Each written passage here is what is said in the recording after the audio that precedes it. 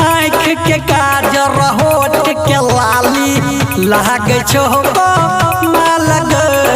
आँख के काजर होठ के लाली लागे छो मालग।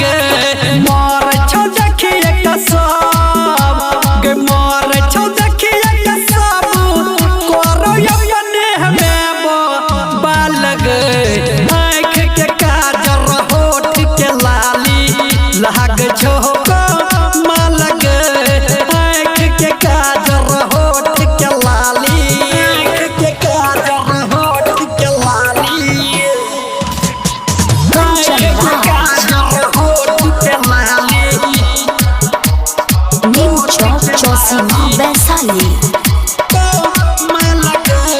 बड़ी फुर्सत से तोरा बनेलको रच रच के भगवान। बड़ी फुर्सत से तोरा बनेलको रच रच के भगवान।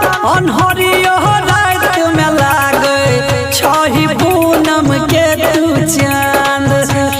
जब से देखलियो हम जब से देखलियो नजरी के मोइना गेलही का लगे। आँख के काजर होठ के लाली लागे छो मालग। आँख के काजर होठ के लाली लागे छो मालग। मोर छो देखिए कसम करो यने हमें बालग। आँख के काजर होठ के लाली लागे छो मालग। आँख के काजर होठ के लाली आँख के काजर होठ के लाली आँख के काजर होठ के लाली नीम चौक चौसीमा वैशाली। के कोते का तोहर तारीफ करियो कोते के करियो बखान। के कोते का तोहर तारीफ करियो कोते के करियो बखान। दिल में बसा को रखबो बहिन जो ना हमर जान।